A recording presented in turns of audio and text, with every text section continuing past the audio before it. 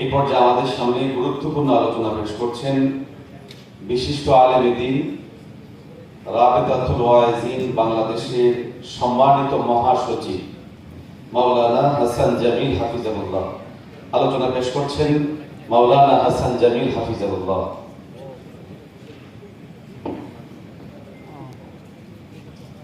আসসালামু আলাইকুম ওয়া রাহমাতুল্লাহি ওয়া বারাকাতুহু। জাতীয় উলামা মাশায়েখ আইমা পরিষদ কর্তৃক আয়োজিত দেশের সকল প্রাথমিক বিদ্যালয়ে বাধ্যতামূলক ধর্মীয় শিক্ষক নিয়োগের দাবিতে আজকে জাতীয় সিনিয়র মুহতারাম সভাপতি উপস্থিত, দেশের দূর দূরান্ত থেকে আগত ইসলাম প্রিয় সুধী সমাজ, কোরআনুল কারীমের সূরা হামিম আস-সিজদার একটা আয়াত আমি তিলাওয়াত করছি, তারপর আমার কথা শুরু করতে চাই। আউযু বিল্লাহি মিনাশ শাইতানির রাজীম।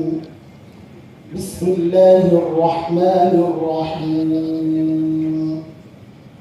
وقال الذين كفروا لا تسمعوا لهذا القرآن والغوا فيه لعلكم تغلبون।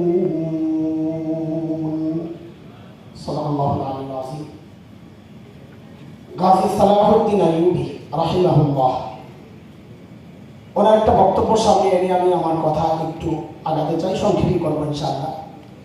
তিনি বলেছিলেন, কোন জাতিকে যদি যুদ্ধ ছাড়া পরাজিত করতে হয় তাহলে বিকল্প রাস্তা হচ্ছে ওই জাতির চিন্তা চেতনা, ওই জাতির কৃষ্টি কালচার তাহজিব তামাদ্দুন আকীদা বিশ্বাসে আঘাত করা।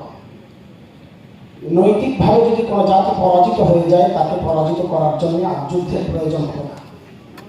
ওরা আমাদের বিরুদ্ধে জয়ী হতে চায়, আর ওরা জানে যাদের স্লোগান হচ্ছে হয়তো শাহাদাত নয়তো খেলাফত, ওদের বিরুদ্ধে যুদ্ধে গেলে আফগানিস্তানের পরিণতি আমাকে ভোগ করতে হবে। কাজে ওদের বিরুদ্ধে যদি জয়ী হতে চাই, সেই পুরনো সিস্টেম, মক্কার কাফিরদের যে সিস্টেম, ওই সিস্টেমে আগাতে হবে। সেটা হচ্ছে নৈতিকভাবে ওদেরকে দুর্বল করে দাও, জয়ী হওয়ার এটাই রাস্তা। যেমন আল্লাহ বলেছেন, আল্লাহ বলছেন যারা কাফির তারা বলে লা তাসমাউ লিহাযাল কুরআন, কোরআন শুনবে না, কোরআনের চর্চা করবে না, কোরআনের মজলিসে বসবে না। আর একটা কাজ ওয়াল গাউ ফীহি লাআল্লাকুম তাগলিবুন, ওয়াল গাউ ফীহি, এবং বিশৃঙ্খলা তৈরি করবে, ভিন্ন কিছু দিবে, তোমাদেরটা দিয়ে দিবে, তাইলে আশা করা যায় তোমরা জয়ী হবে। আমরা যদি আমাদের এই বর্তমান শিক্ষা ব্যবস্থায় লক্ষ্য করি তো একদম স্পষ্ট এই আয়াতের হুবহু বাস্তব প্রয়োগ এটাই দেখছি আমরা। কোরআনী শিক্ষা থেকে জাতিকে দূরে সরানোর জন্য তাদের যা যা করণীয় দরকার, কৌশল সব তারা অবলম্বন করেছে। আমাদের প্রবন্ধকার এবং আমাদের অত্যন্ত স্নেহের ছোট ভাই মুফতি জুবাইর এবং আমাদের বগুড়া থেকে আগত গ্রামের মানুষ মুফতি মোনাওয়ার হোসেন হাফিজাহুল্লাহ, তিনি নিজে বলেছেন, এটার জন্য বললাম, ওনাদের কথা থেকে আমরা বুঝেছি কত গভীর চক্রান্তের জাল তারা বিছিয়ে আছে। এখন আরো একটা রয়ে গেছে, তোমাদের যেটা আছে ওটা দিয়ে বিশৃঙ্খলা তৈরি করো। সেইটুকু বাকি ছিল, এখন সেইটুকু বাস্তবায়নের জন্য 65,500+ স্কুলে ওরা গানের নাচে শিক্ষক নিয়োগ দিচ্ছে। শুধু তাই না, আমার সন্তানকে একজন ট্রান্সজেন্ডার শিক্ষকের সামনে বসতে বাধ্য করা হবে। আমাদের একটা হৃদয় আপত্তিটা, আমার ট্যাক্সের পয়সা আমাদের বেতন আপনারা দিবেন, শুধু এই বিষয়টা না, আমার এই সন্তানকে আমরা কোথায় রেখে যাচ্ছি ভাই? আগামী 10 বছর পর এই সন্তানগুলো কি হবে? আমরা প্রায় বলি নৈতিক শিক্ষা, ধর্মীয় শিক্ষা মানুষকে শুধু আল্লাহর সাথে মিলিয়ে দেয় না, প্রত্যেক ধরনের শিক্ষা মানুষকে মানুষের সাথেও মিলিয়ে দেয়। মানুষের মধ্যে যে সুসম্পর্ক, পারিবারিক সম্পর্ক, এই সবগুলোকে মজবুত করতে পারে একমাত্র ধর্মীয় শিক্ষক। তার একটা প্রমাণ ছোট্ট করে আমি দিয়ে আমি শেষ করবো। এখানে মানব জমিনের কেউ আছেন, মানব জমিন পত্রিকার কেউ আসছে হয়তো নেই।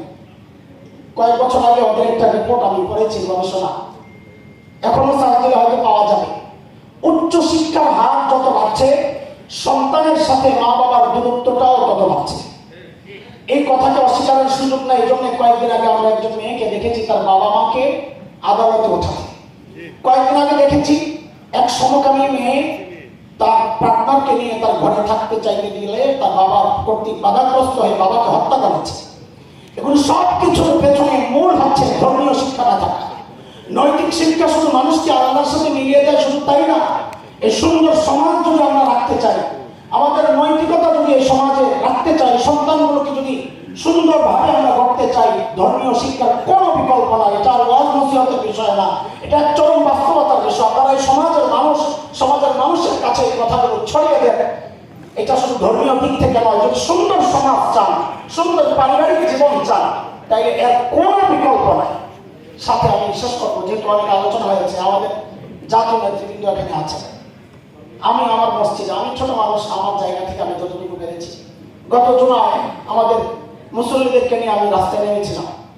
ছোট্ট করে একটা মিছিল হয়েছে, পথসভা হয়েছে।